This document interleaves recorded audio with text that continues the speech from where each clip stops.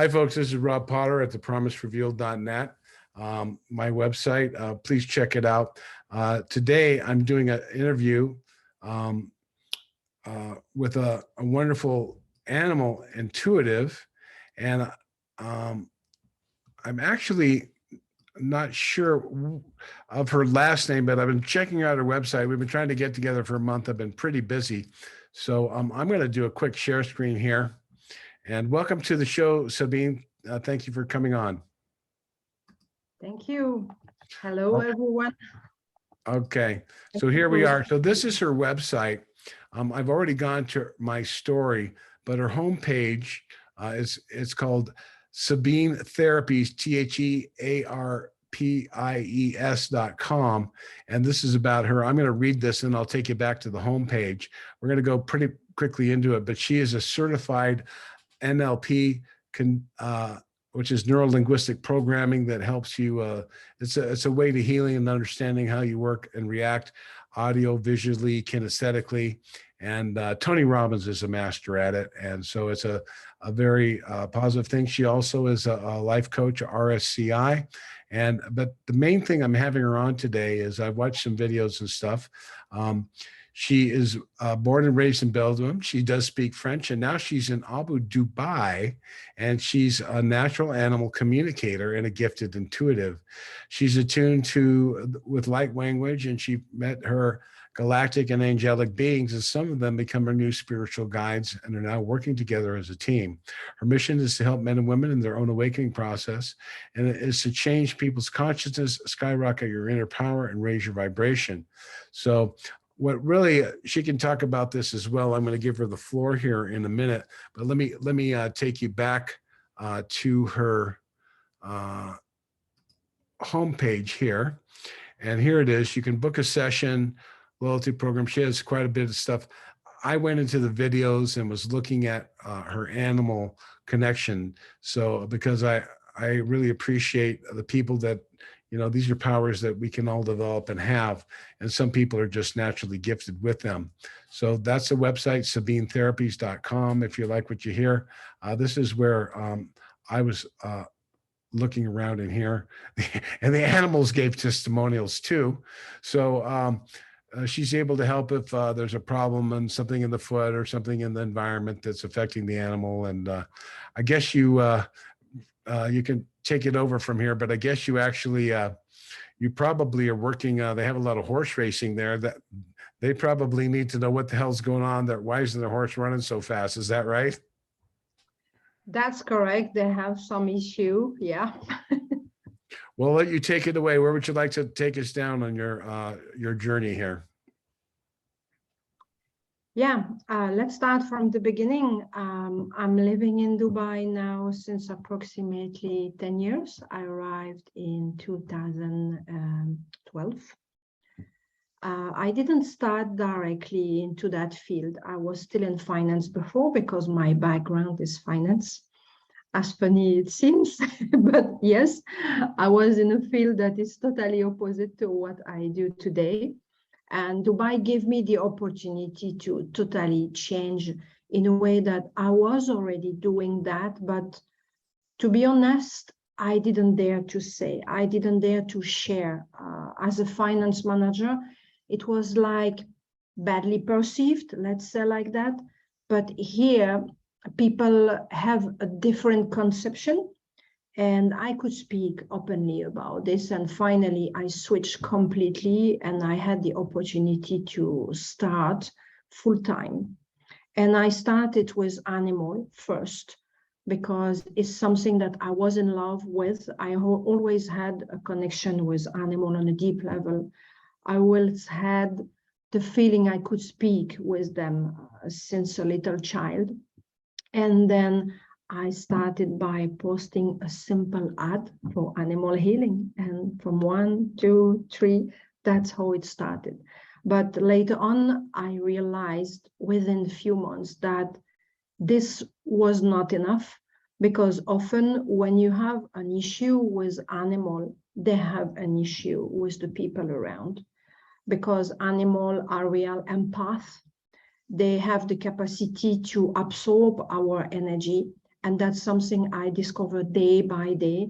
And then I decided to take course in hypnotherapy, then transpersonal regression, coaching, NLP, energy healing, theta healing. I followed all the course possible to help me to be able to deal with the owner of the animal and the animal itself. Because often the case was, for example, I was working on a cat.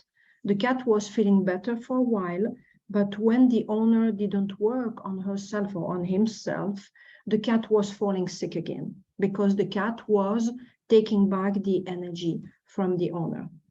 To say in short, that was how I started my journey here in Dubai. Oh, Rob, you are muted. I can't hear you anymore. Sorry about that. I do that just in case the door opens or a phone buzzes or something like that. So, yeah, it's amazing. So you've had quite an experience here. Now you're in Dubai. Do you want to, I mean, if you want, you're welcome to share one of your videos. I saw you were on a TV show there and you had actually worked with some animals. So if you want to pull that up, and you do have the permission to screen to share anytime you want, as far as I know. I've always have that setting on for my guests. So I guess, I mean, I've always loved animals. I enjoy to be with them. Unfortunately, in my life, I've moved so many times. I've been a massage therapist most of my life, and I was always, you know, traveling and moving and finding new places. And the animal thing, I do enjoy animals. I probably am more of a cat person because I've lived in apartments and stuff, and dogs are, you know, they need a little more attention, but I do enjoy animals.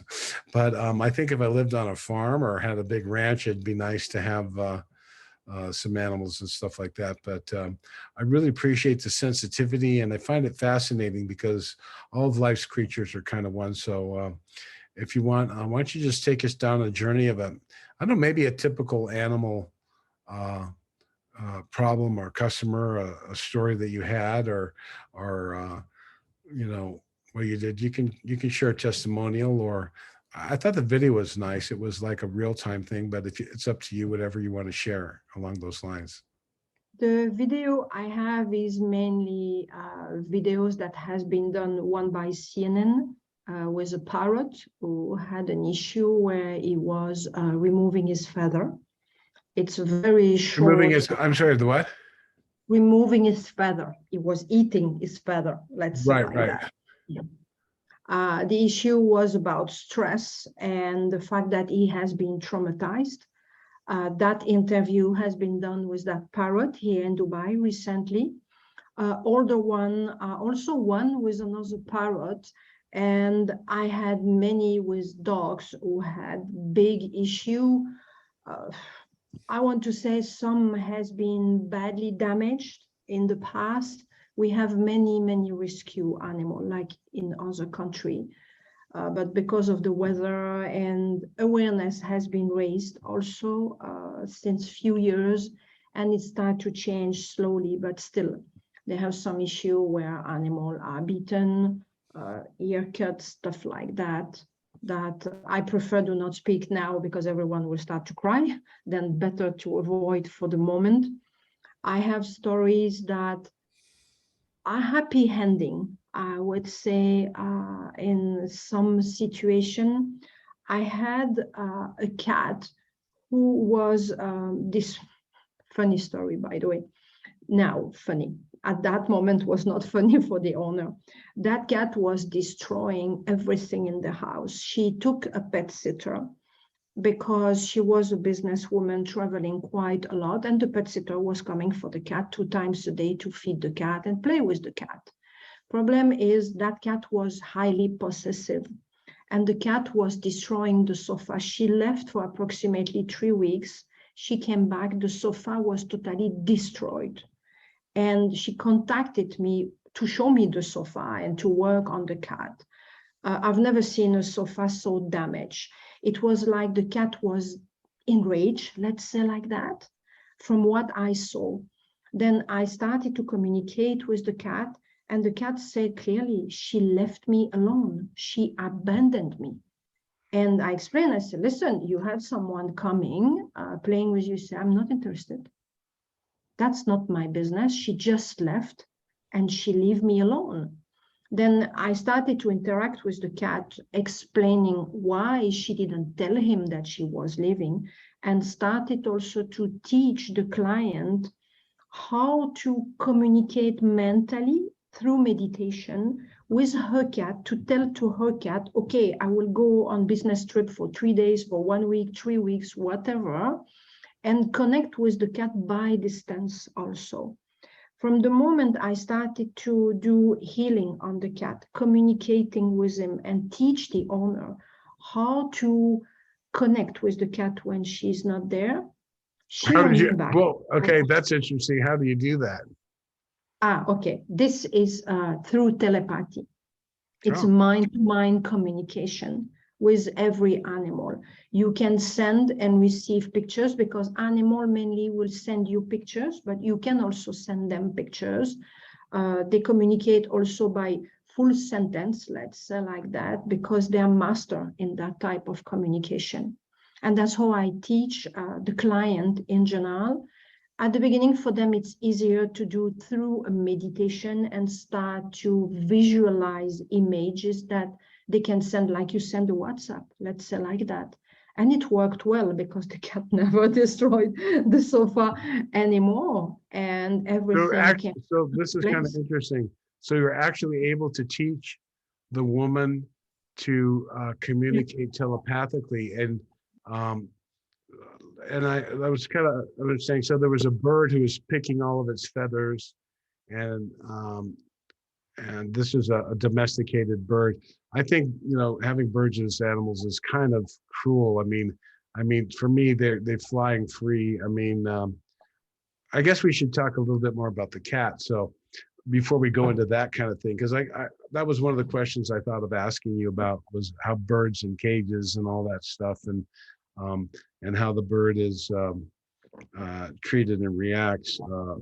You know, I've seen a lot of unhealthy birds, you know, just like walking back and forth in a cage. It's really, you know, unless you have an aviary and other birds around and like spend time with them. And even that, I mean, I know then what you can do, let them go, they get eaten.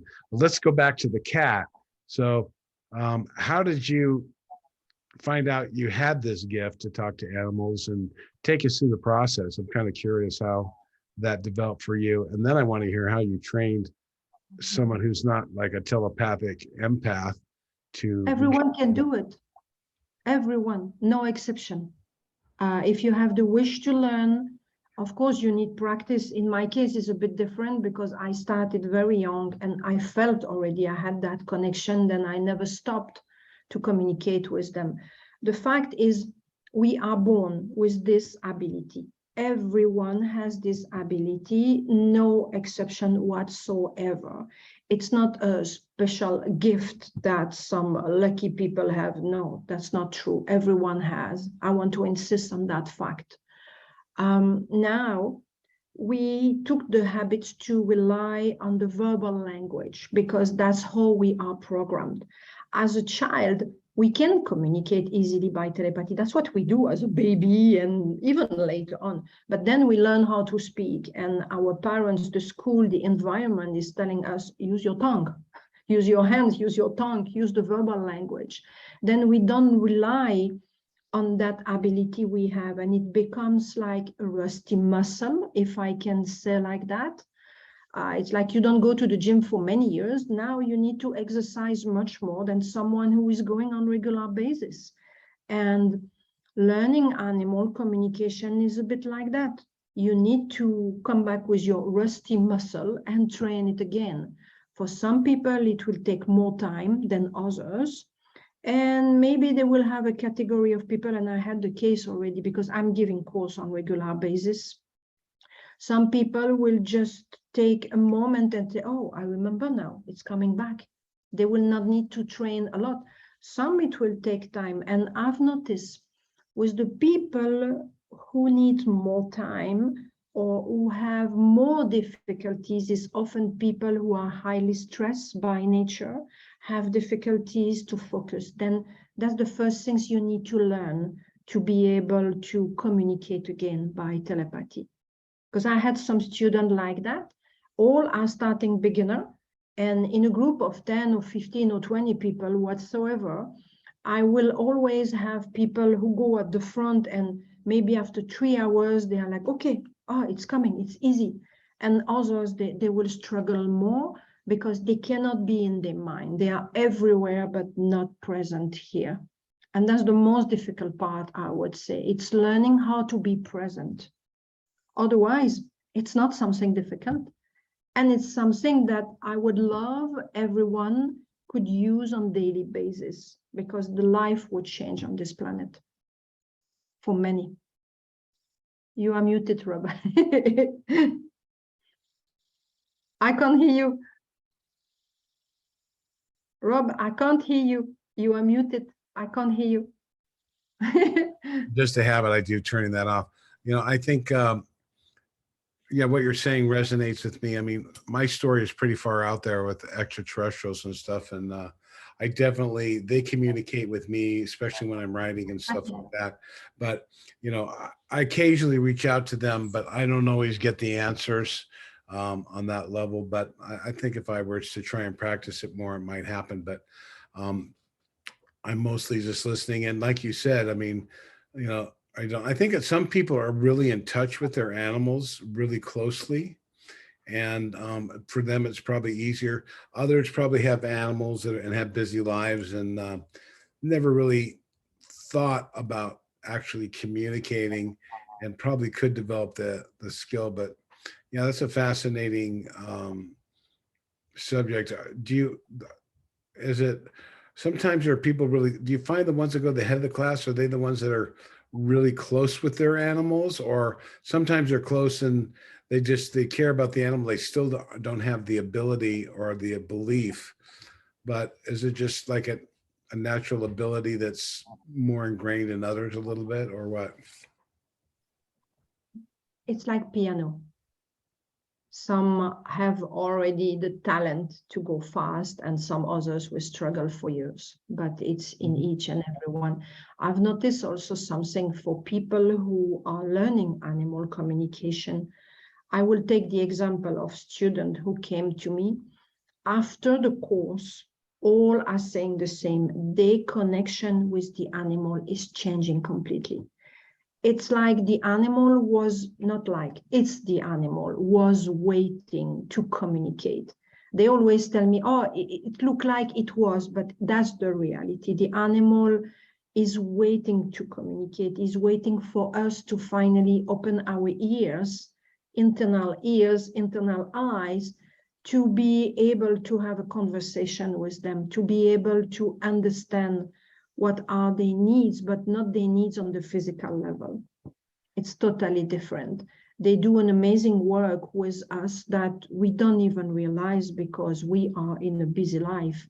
But when I see the job that my cat is doing with my client, I'm like, oh my God, that's crazy. And I don't know even how to say thank you to her, because I realize how deep it is.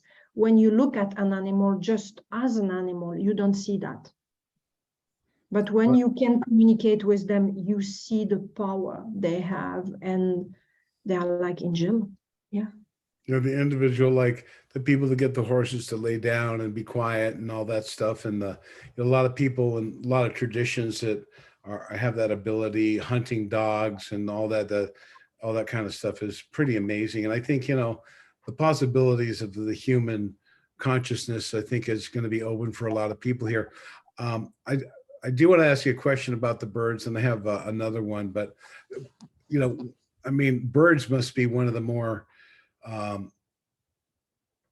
probably some of the most traumatized of the animals, I would say, just guessing. I mean, there's people that love the birds, but, you know, the birds, you know, I've seen a lot of traumatized birds living in very small cages. And I know some people that let them out, and I'm kind of like, you know, they got little bird diapers and sometimes, but the birds are, you know, they're pretty messy and their food and stuff. And I generally don't really feel like birds are house animals. I mean, my feeling is they should be free. What is your view on that? And tell me about a story or two of the birds and what you feel about bird incarceration. as I would call it in general. I have the same opinion. The birds I worked on, who was removing his feather, is a gray, African gray, a parrot. I would say everywhere in the world, unfortunately, you find them in a pet shop. It's very easy to buy one, no matter where you go. And, you know, years back, I've been shocked because I thought that in the Middle East, it's well known that even they have pet as a tiger, lion, whatever. Now it's prohibited, but for many years, it was like that. And I thought it was only in some regions of the world, like You mean having that. African gays or birds in general? No, I'm speaking about lions, I'm speaking about tiger and gray and many other parrots also. But I discovered that it's the same for snake. I've been in Belgium, someone called me. I was on holidays there at that moment. And because people knew I'm there, they asked me to go. I've been there myself. I've been shocked. I was communicating with the snake. It was a royal piton, albinos, into a form of terrarium. It's like an aquarium, you know, with a lamp. Okay, but first it's too small. Second, the snake was quite aggressive. That's a situation that is existing everywhere in the world. And when I asked the owners, listen, they have association here, would be better that you release the animal. Well, as I know, after the owner never did, and I can't do anything, I mean, because I'm here. Right. But when I ask, how do you get that animal? Oh, pet shop. Normal, easy. That's where the problem is. That's where the problem is starting in every country in the world. The source itself, where the animal is coming from. Because if they can buy a snake in a shop, yeah. Yeah, and you buy an aggressive animal like that and keep in a small cage. I mean, you just might get bit, right? Yeah, even the birds you find in a pet shop, African gray, you go in a pet shop. What do you think about the? Yeah. What do you think about the people with the big cats and all that? It's pretty dangerous territory there. Yeah, I mean, I see some loving relationships with cats by certain owners that kind of seem to work out.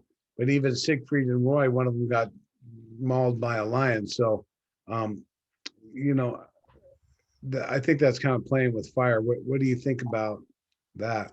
It's a very delicate subject everywhere, because I've seen some here in villas, like you have a dog at home in a leash, which is not right for me. This is why a law is in place since few years. Didn't exist before, but it's existing now. Then things start to change. I would say I'm okay from the moment you take tiger or lion coming from circus to rehabilitate them. And you go, for example, in South Africa, where it's closed, but they are in a full freedom somehow. They are not inside a villa. They are in nature. And then you go and you build a relationship with them, but you go in their environment. You need to adapt yourself to their environment. It's a different situation than bringing them like they do with monkey. I've seen people with monkey, but it's everywhere in the world. And again, that's the source, the problem, because you can get that type of animal almost everywhere. Maybe not in a pet shop for a monkey, but it's quite easy, unfortunately. They are not in their environment. The best way for me would be you go in their environment, do whatever you want with them, because you can have an amazing relationship with the lion from the moment they have a trust and they don't feel attacked. You get the point? They feel you are their equal. And some people are really talented to go that way. We have seen many videos for young people today and even older people who were going in their environment. They have been rehabilitated, and it was an amazing relationship. But the opposite side, no, they are not in the environment. You need to keep them in a cage at some point. They cannot be in your sofa. That's not possible. That's not a life. That's not an animal to be a pet. Yeah, I've been to like some aviaries in Singapore and some larger freeform bird things, and I think that's a lot more uh, natural if you're going to keep a bird. I'm kind of curious. So you basically don't believe people should be keeping birds or snakes or lions as pets, right? And for me, no, you need to go in their environment. I rescued a mourning dove last year A what? because a mourning dove, a dove, but Morning? mourning one, brown one. Yeah, it's the like the wild one. We have a Oh, lot here, and that one fall out of the nest. It was in my garden one morning. I discovered that I never fed a bird in my life. I mean, a chick, a little one, you know. And then I had no choice because that bird was there. My cat was nearby. I had the choice. Either my cat is killing or I save the birds. I took the birds, I put it in a box, I bought the food, and I learned how to feed the birds. But I didn't keep it. I could not.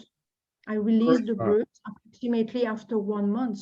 But funny story, that bird, just to tell you how they can be attached to you, but that one was a female, and I discovered later on that it was a female. I will explain why. I released that one, and I have high walls in my garden. When I decided to release her, I placed her on the wall and said, okay, go now. The birds didn't go. And I was worried. I'm like, oh no, my God, maybe I've made a mistake. I kept the birds too long because the birds was flying in one room. And I was waiting until the bird is really big enough or adult, let's say like that, to go again in the wild. I was really worried. Half an hour, the birds was on my wall. Then I started to call the blue avians, everyone. I was calling the garden angel, everyone. I said, please come to take that birds and help the birds to go back in their natural environment. Fact, the birds disappeared. And for 3, 4 days, no news. Then I started to call my garden. I said, please show me that the birds is fine. The birds came back and was making a funny sound every day on my wall. Robert, you are still muted again. No, I know. And I had someone here. I was just, I had to mute for them, but yeah, I'm hearing what you're saying there with the birds. I kind of want to ask you. Um, she came back and she's giving me eggs every 3, 4 months. That's the oh, same one. Because since that, I placed something to give food, but it's a big place that I have on the first floor on my balcony. Since that, for 3, 4 months, all the birds were coming to eat. But one day I found another dove there in my place where I put the food. And that bird created a nest. And I had is two it good? eggs. It's a good food source. Why not? Yeah. And I had 2 eggs. And I was like, oh my God. Then I started to observe. I got 2 cheek. And every 3 months, that one was coming. And now I think I have attracted all the female from the surrounding because every 3 months, something like that, I have 1 or 2 eggs. That And then I have little chicks. sounds like Yeah. a good relationship with the birds. I actually learned how to feed the birds myself, but I never actually tried it because I wasn't really comfortable with the style. Did you ever see Ace Ventura: Pet Detective? Sorry, say again. Did you ever see the movie Ace Ventura: Pet Detective? No, no, No, no. you haven't seen it. No. Oh, you have to look it up. Ace Ventura: Pet Detective. He had Okay. all these animals. He was an animal whisperer, and so his landlord goes, I think there's some animals in your house. He goes, no. And he'd come in and all the birds, everything would be hiding. And then the guy would look around, he would leave. And then, and then he closed the door and all the animals came out, penguins and everything. And there were birds and he was feeding, it's a comedy. He's pretty big in France, Jim Carrey, and he was feeding the birds and regurgitating into their mouths. I was making a joke. I thought you'd seen that movie, but Uh-huh. um, I have to watch it. Yeah. oh, you have to watch. He's got 3. They're really, really funny. But being an animal whisperer yourself, you might appreciate the humor in that.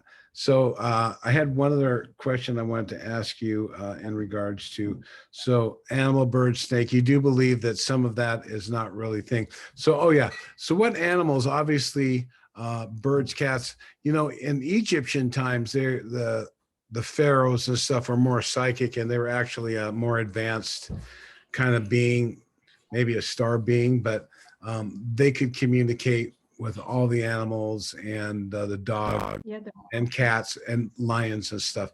But I'm kind of curious, what do you think are the most, we got, of course, we got dog, cats, horses. What other animals do you think are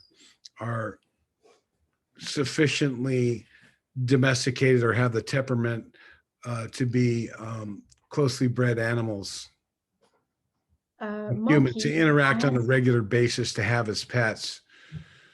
You know, I interact quite a lot with a monkey, a baboon mainly, Monkeys, okay. who was in a rescue center here in Dubai, and we had a problem with two female, and that baboon was not accepting the second one. It was a big cage, I would say bigger than my living room in that rescue center. And I communicated with that baboon. And I remember he was in his big cage. They had a tree inside the cage and everything. And I placed my hand like that. And the person who is taking care of him said, "Don't do this. He's very aggressive." But I felt I can. He was not showing any sign of aggressivity, and I didn't feel anything. I placed my hand and he was doing this. On the cage? Yeah, he was in the cage, and through the cage, he was removing. I had nothing. I mean, but that's what they do on them. You know, they in their fur, they remove the flies and everything that they have. And she looked at me and she said, "I don't know what you did, but in general, he's very aggressive. He never did that with anyone." And I explained to her, I said, "I felt it. And also I sent him my thoughts saying, listen, I'm not here to do It was a anything bad. guy. Help." It was a male, yeah. It It was was a a male. male. He didn't like the female. I He would didn't think. accept one female. He had already one female, and we placed another one in the same big cage. They had enough space, by the way. It was big, but he didn't accept her, and he was attacking her constantly. And this is why I've been called to help in What did this you? way. How did you resolve that situation? Were you able to get him to mellow out, or to? I Or they worked had, on him in two different ways. First, I had a conversation telling him how the new female was feeling. He knew somehow, but he didn't want to see because it's like cat with territory and he had already his life. It's disturbing, you know. His cage finally became like a big environment for him. Anyway, long story short, I explained to him how the female was before coming. I showed him the pictures that I was receiving from her, which he didn't want to see at the beginning because he was blocked. It's like a cat who doesn't want to accept another cat because they have territory issue or possessivity towards the owner. This can happen too. Then I started to do energy healing on that monkey. He started to calm down. The person called me back and says, "Sabine, since a week, he's accepting her. And now everything is fine. I never had to go back because he accepted her after that." and You what know, happened? energy healing on animal is amazing also. It can change tremendously the situation. I've seen that with many, many cats who cannot accept a new one in the surrounding. And what about the animal? What had happened to her? The animal was abused in a domestic situation, or what happened to what? Why was that female put in there? The female has been brought there because it's a rescue center and it's like lions and tiger. It was an animal who was in a house before. It was domesticated previous, but wasn't treated correctly. Yeah, exactly. Yeah. But you think they can be you think monkeys, certain monkeys, or a lot of different, I mean, you probably haven't had that much experience with a lot of monkeys, but because they are a rare pet, but I guess you feel that some of them, if they have the right environment and loving family, they can get along. Yes, because monkey are a bit different. I mean, they're very close to human in general, but again, animals are not made, especially that one, the monkey, they are not made to be in your sofa. They must be in a tree. They must be in a tree. That's their environment. Right. Everyone has his place. Humans are not living in the middle of the jungle with lion because we can't. You get the point? We're not made for that. I grew up in Jane Goodall period, and she was very connecting with monkeys and apes. And I had a teacher who used to tell me, "Oh yeah, I had a cousin. Their family had um, a gorilla, and the gorilla they got along with it for a while, and then the gorilla was a little too big, and you know his cousin was getting smacked down and stuff, and this guy ended up being my friend, and I found out years later that, oh yeah, he knew my teacher, and he grew up with a gorilla, and he explained to me that the gorilla was good, and then at a certain point this gorilla was too dangerous for guests in the house, and they had to give it to a zoo, and he hadn't seen it for a while, and but he felt really bad for it. He went in there and he sat in the room. They put him in the back where he could be in a cage away from the public, and he was there, and the gorilla was just kind of like zombied because he's in a cage, right? And he said all of a sudden the gorilla recognized him and went, oh, like this, and he came up and they kind of hugged each other, and he felt he couldn't go back. It was really hard for him. But I have to tell you, this guy was a character, and he did this gorilla stare whenever he was like, did something. It was like a little, and I didn't realize it till later, but I remember this guy, he would look at you like a gorilla, and he would like strike a little more terror in you when he wanted something, or he would disagree or wanted something. And I was kind of like, I didn't really understand. I always thought, dude, you're a little over the top with your aggressive reaction.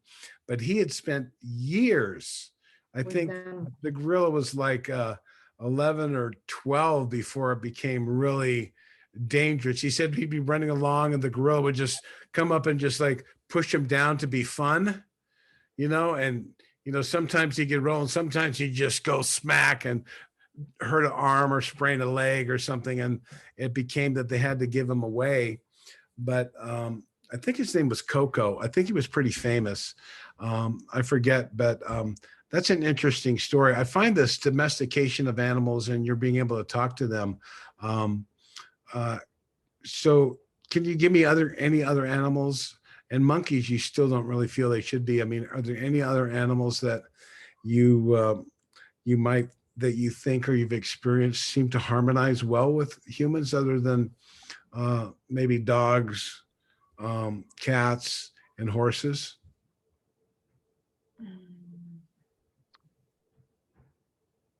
Some lions. Some lions, again, right. Mm-hmm. Again, the border, the line is very fine because it's still a feeling.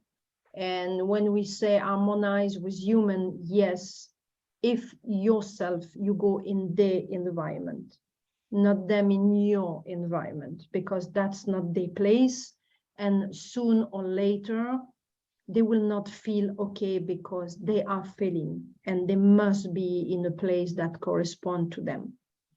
Then I would say with them, yes, we have a very fine line where we can say harmonized, yes, if you go in the environment. Not the opposite side like you could do with a little monkey, with a cat, with a dog, or something like that. It's the same with a horse. You don't bring your horse in your sofa room. It cannot work.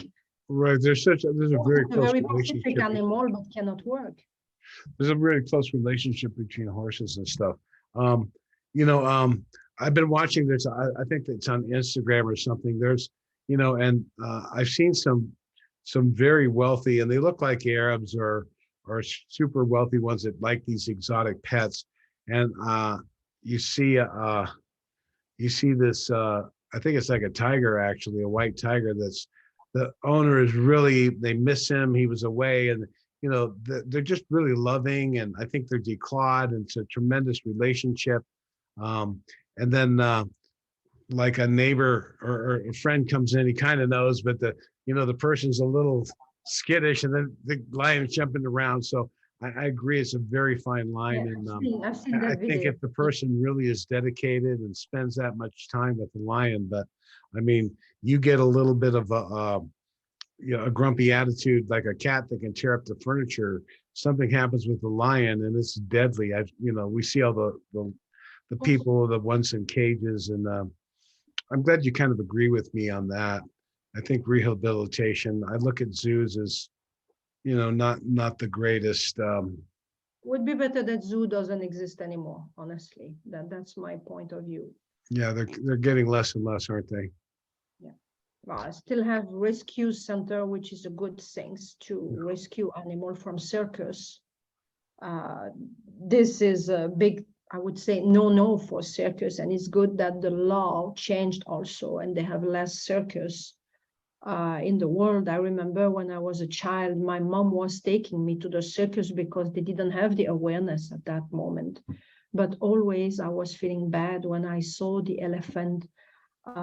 They had also some, we say dromadaire in French, it's like a camel, but not with one, it's two. I don't remember the name in English anyway, I have only in Humps, French. 2 humps. Yeah, correct. And I was Water there storage. speaking to them as a child because they were in a cage when the circus is not open before they start the show. They are there and you can go to see them. Either it's an elephant or whatever, or even monkey. And my heart was like, no, seeing them in a cage for me was the worst. And yes, I've been to circus because I was a child and I saw this. My mom was bringing me there, but I never felt at ease.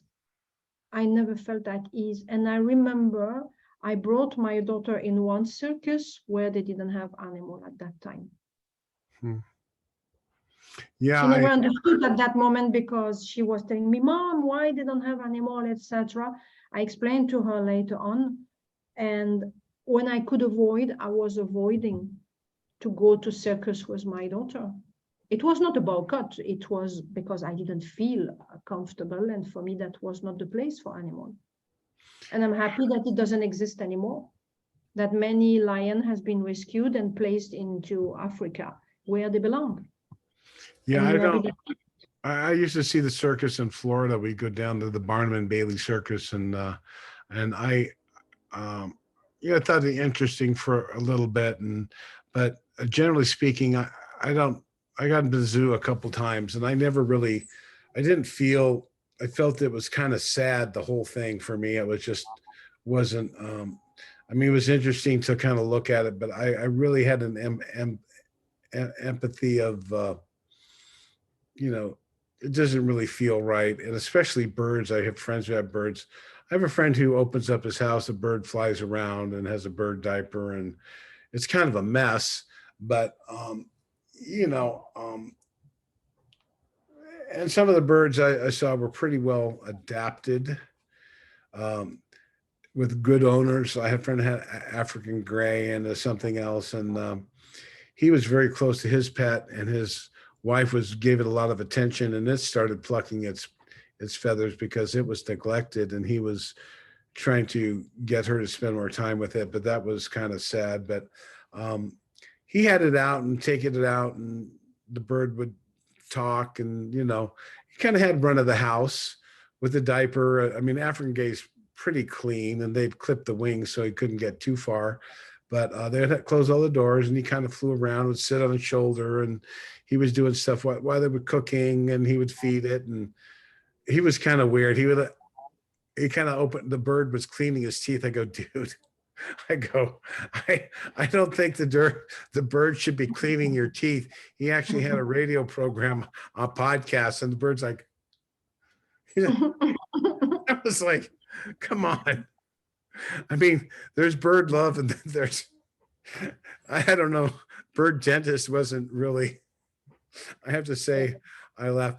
Maybe you could tell us some stories. I'd like to hear maybe a story or two about the horses, where you had a unruly horse and became a winner, and those, they make a lot of money. Did like a sheik go, oh my God, and give you like a year contract to talk the horses and keep it stable, bringing in the gold? I know that a lot of times for them, it's not about money. It's about bragging rights and having the best horse. And there's a lot of ego involved with, the horse racing and stuff with it, because you got to have it's a huge expense, and very rarely do they actually make money, but sometimes they do. Tell me some stories about some of your favorite stories about horses, and it doesn't have to be like a rich person, but maybe Yeah, some other ones. I didn't have cases with a horse racing like you mentioned, but I had a case with a falcon who was participating in a racing.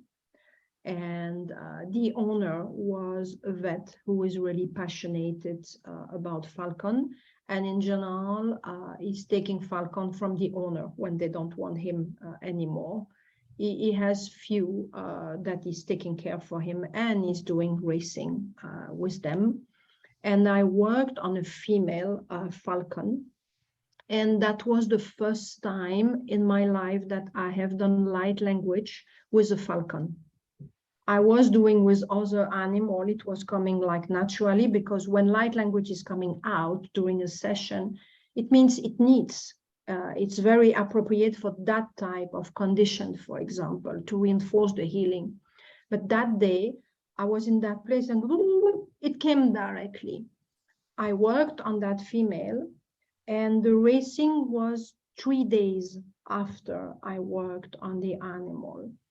He sent me the figures because they can see on the screen the numbers, and they can measure what is the speed of the animal when the animal is flying. He said to me, Sabine, after your healing session, because I've done healing and light language and communicating with the animal, because their connection was not really like a real bonding. After it became a full bonding, he told me when I'm coming, she's reacting differently. I see she is happier than before, but also her performance increased. It was like double Well, speed in what she was doing before. And even myself, I was like, oh, wow, means she was willing to receive. But for her was a full session, animal communication, energy healing, and light language. Everything came together on that day. And the I don't know. performance are amazing. I don't know much about falcons, but We have a lot here. I have seen Racing is a lot of, yeah. I've seen a lot of. They had them come to the school and do some stuff where they fly over the head and they think. Now I'm kind of curious about the racing. I know they have them. I think in Russia too, and some of the horses and stuff. And like I'm trying to think like maybe Afghanistan or the Kurdistan or something like that. But I'm kind of curious, the horse racing or the falcon racing, do they go up on like a hill and have a bird there? They have really good eyes, and then the owner stands there next to each other on the fist, and the bird races to get the food. How do you race a falcon? okay. As I know from that vet, you feed them, and that's not for sensitive people. I will try to weight my words because it's raw food and it's a live animal most of the time. Right. It's You little hold like birds. a mouse that's wiggling on their fist, and It's not mouse, mainly it's also birds that are smaller, because a falcon is like an eagle, by the way. It's the same thing. They eat a live animal, and yeah, we call it quail or something like that. It's a little birds. they're quail. They give to them before the racing, and they must be alive. That's how they raise them, because when the quill is there. It's like a rewards for them. They give that before the racing, but few amount only, not a full one. And it's after the racing, they give this as a rewards. I don't know in detail because he is the specialist in that, but I assisted to few moments where he was explaining to me and showing me when he goes to take them, because they have a protection for sure to put the Right. falcon there. But in general, they have a very close relationship with them. The animal knows when they can go. It's something that they learn very young, and that vet learned that very young. It was a passion for him. Before even he became a vet, he was already very attracted to the falcon. Before he came in Dubai, he is not a national. Before, he was already in love with that type of animal, and he was already working with them. And he said to me, this has been passed from his grandfather, who was already doing the same. And that's how he learned before becoming a vet. And I think that initiated the passion, because he's a falcon vet. He's not a cat or dog vet. Okay, so they measure them individually from one place to another. Does the owner release them, or the owner gives them to someone else? They take the eyes off, and then the owner's down below, and they put another bird in the same location and see who gets there faster. They don't race against each other, right? It's like from one point. No, not against each other. No. Right, They it's have one point to one birds in the point. direction, and they follow, because that's the rewards. Yeah. Right, interesting. Okay, so falcons, I guess for people with passion, that's and I've seen eagles too, and where the eagle seems to really have affection for the animals too, although generally speaking, those are big birds and they like to be out. I mean, and I guess they would use that for hunting purposes. The animal would bring back animals for the tribe or whatever and stuff like that. So interesting. So falcons can be a good symbiotic relationship on a limited basis, right? For birds. Yeah. Okay. Any other like fun stories with animals that, I mean, the cat was tearing it up, and what did the cat tell you? She left, and then the owner goes, "Yeah, of course I leave." And he's like, "Well, the cat's really upset." And with cat, you can have very interesting conversation, but I would like to give you a case I had with a horse that it was ongoing for years and years. That horse was a horse racing, okay, and rescued again and given to my client. My client took the horse. At the beginning, everything is fine, and then they discovered that that horse has navicular disease. When a horse navicular disease, that's the foot, they have a problem into the articulation. Most of the time they cannot do surgery. This is why they're removed from the racing most of the time. And that one tried her best. She went to different clinics, and every clinic, no exception, wanted to put the animal on sleep, because we cannot heal that. She decided to not give up, and finally she found me. The first session I had with the horse, when I met him, it was a stallion, castrated, but a stallion. The horse couldn't walk, nobody on him, and when the horse was moving, was only inside the box, not more. I did my first session. I came back 1 week after. The horse could move a bit, but like that. I've been every week for 1 month doing only energy healing and communicating with the horse. The horse was also depressed because, of course, he couldn't walk, was blocked into his box. And then after 1 month, she could take the horse outside and make him walk around in the stable with nobody on him. What did you do? Did you just talk to the horse, or was there only talking and energy healing? That's it. Interesting. And so the horse was able to finally walk. It didn't fully recover. It sounds like it's kind of a physical No, thing. no, he recovered and he started to jump, Oh, not high, something like that.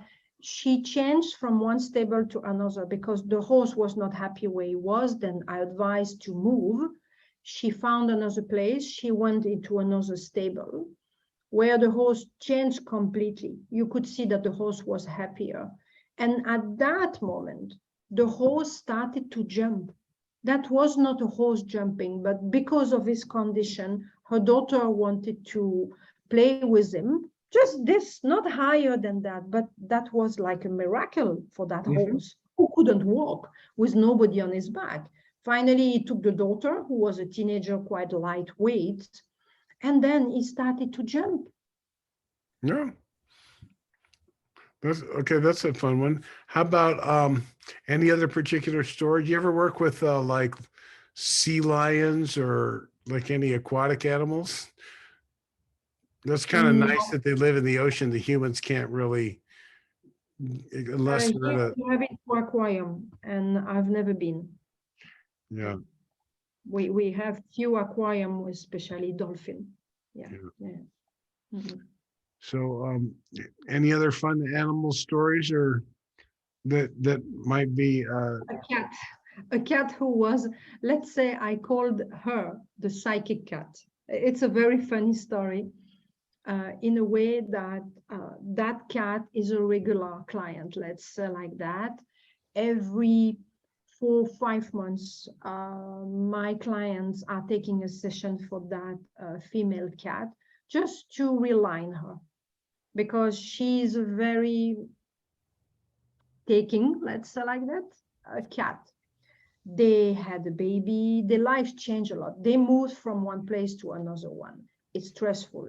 They had a baby. After the baby, they had the family coming, but the father-in-law had high blood pressure and trouble with his heart, which I didn't know because I've never seen that man. I'm telling you the big pictures for the moment. And then I'm entering in conversation with the cat. It was an online session. And I'm asking the client, say, what is going on with the cat? She said she needs to be realigned because I feel her a bit nervous, all over the place, etc. Okay, I start the session. In the middle of the session, the cat sent me detail about a man who came in the house with that condition, that condition, that condition, that condition. And I asked my client, say, listen, she's speaking about a man who has a high blood pressure, and I'm just repeating what your cat is telling me. And she said, yes, this is my father-in-law. He came and he had trouble, and she started to explain the situation. The cat was giving me detail about each and everything about so that man. the cat was a psychic healer. Exactly, but every cat is a healer. Every dog can see what is going on inside our body. If we have a disease, the animals see it. It's normal. They are like a scanner at the hospital. They know it. I actually heard there's a dog that can detect cancer. One Yeah, particular, of course, they can. Yeah, yeah. he would like They, signal cancer to, they were using to diagnose hard cases. That's pretty amazing stuff there. yeah, they can. And it's pretty easy for them. It's a natural ability. We can do, by the way, we have this same ability, but we don't use it. Yeah, We we can definitely see could the be body of taught how someone to else, use and that. see where they have dots and different type of energy or different color changing. We can, but we don't most of the time. I mean, the So you now, do Zoom, so you do Zoom calls, huh? yeah, for animal, it's all online, and Interesting. it's Well, working amazingly well. I'm going to ask any of my followers if they have a session with Sabine to do it and get back to me. It'd be kind of interesting to hear about anyone who uses that. Let me pull up your site again. Is there anything else you'd like to? Where is that here? Is that it? Let me see here. No. Where is it here? Yeah. Is there anything else you'd like to? I really was interested in the animal communication. Anything else you'd like to to talk about? We have a few more minutes here. Yeah. You know, when I'm working with animal, like when I'm working with human, since approximately 2020, it's when I started with light language mainly. And it's also the moment when I started to attract new guides to work with me, including with animal, because before 2020, I was just doing animal communication and energy healing on animal. Now I do light language on animal, and I've noticed the result are much, much, much better when I combine all together, animal communication, energy healing, and light language on the animal when it needs. It depends again the condition. I want to say also that I'm trying to find the right words just to say that animal are not just animal. I want to insist on that, because when I look at my cat, yes, she is in the body of a cat, but I had amazing conversation with her, situation with her, where I'm like, oh my God, I have the feeling somehow that it's a monk inside. It's not, but I mean, A monk, yeah. a monk. When I'm speaking with her, sometimes I was like, wow. And the power of that one is really amazing.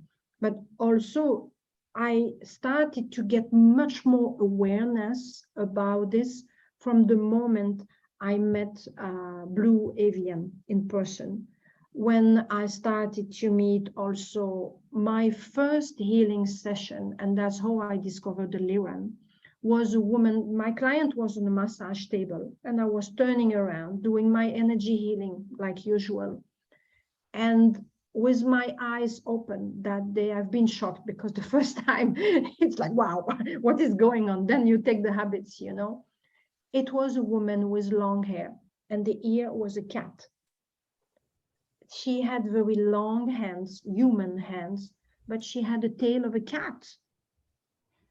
And for me, it was really shocking the first time, because I didn't have the habits to see that type of being. But since I met them, I started to connect with my cat on a different level. I was already connected, and I was already communicating with her. But my perception, even me, I have to say, I'm not perfect.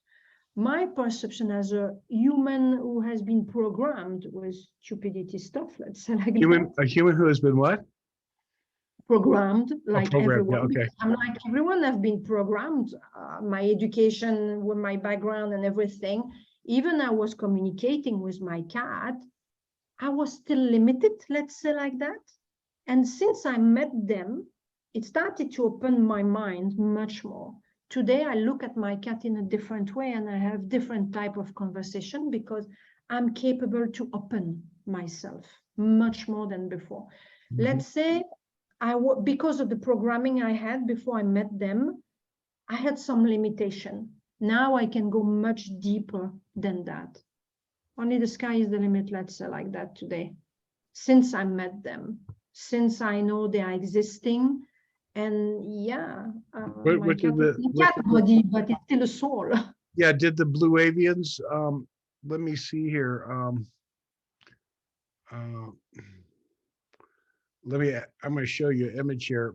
I just did a show with a guy, and a friend of I mine. met is the one with the eagle head, Ra. That's the first one I met. Well, I'm going to show you an image here. So a friend of mine who got to live on Venus for 10 weeks has written 9 books on Venus now, and some other stuff. I won't go into that right now, but that's on my website. And in 2015, after he released his second and third book, some Venusians came and visited him. And I'll share with you a book she gave him to write, and she's an artist. Is this what a blue avian looks like?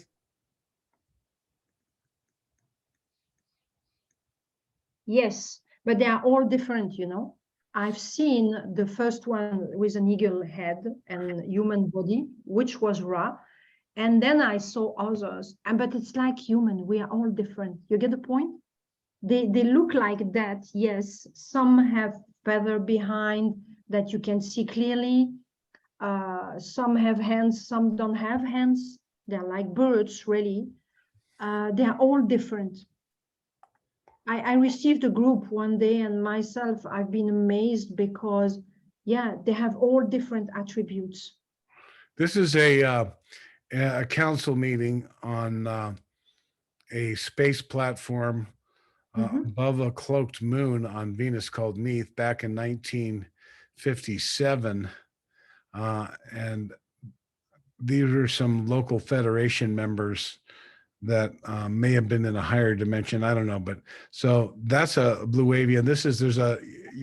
You've heard of Corey Good, right? Heard of what? Corey Good. Yes. So yeah, he spoke at one of my conferences. I know about him, and so he was used by the Blue Avian, some other beings to deliver some messages because he's kind of an empath. But he was kind of used like a microphone because they speak in they speak differently. So they do in that meeting they do have translators in different atmospheres. So it's kind of interesting that you talk about the blue avians and what was the blue avian communication and how did it come about? The first time I had a telepathic communication, I was with a group online doing meditation.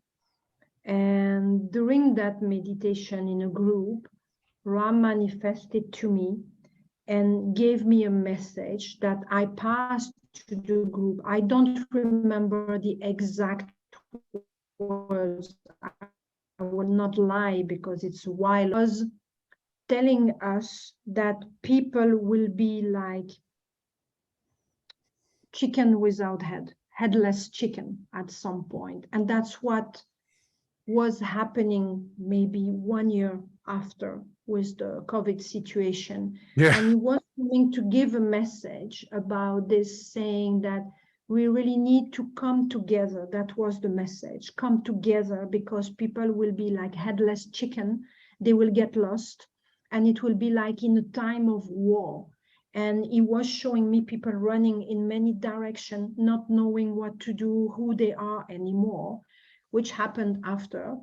And he said, you need to stay focused. And he was speaking to me and say, you need to develop yourself much more. What you do is not enough. You need to go much deeper in it. And he was speaking also for the group of people that we were working together, saying it's very important now. It's like not an emergency, but he was saying time is short. You need really to embrace that and come together and do something to help that people. Otherwise, it will be a full chaos. That was the first message. And he said after that, stop to kill insect. And I was like, what? Stop to what? Stop to kill insect. Because yes, I was still killing flies and spider and stuff like that, They said stop killing them. You're depleting our food supply. No, I'm kidding. No, seriously, he said. No, like I that. know. I mean, we kill a lot of animals. Yeah, eventually we're going to reach vegetarian at some point here as humankind gets to changing, but can't force it. It's too difficult right now and things like that. But the body is still, yeah. Yeah, I think that's pretty accurate. Well, thank you so much, folks. So I'm going to show you one more time. I think I have it up here. I'm going to show you her website. It's Sabine Therapies. And what's your last name, Sabine? Poncelet, Poncelet, Sabine Poncelet. Right. So I got a very Frenchy name. Very French. So this is the website here called Sabine Therapies. Oops, maybe I'm not sharing it. Let me share that. There it is. So that's a website.